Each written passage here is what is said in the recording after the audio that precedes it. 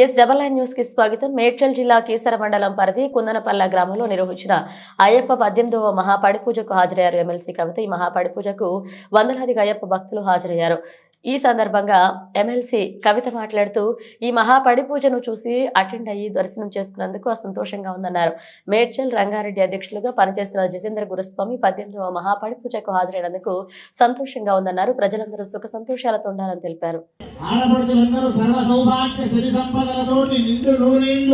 దీర్ఘ సుమంగళిగా ఉండాలని అయ్యప్ప స్వామి దీవెనలతో పాటు సర్వమంగళాదేవి అనుగ్రహం లభించాలి.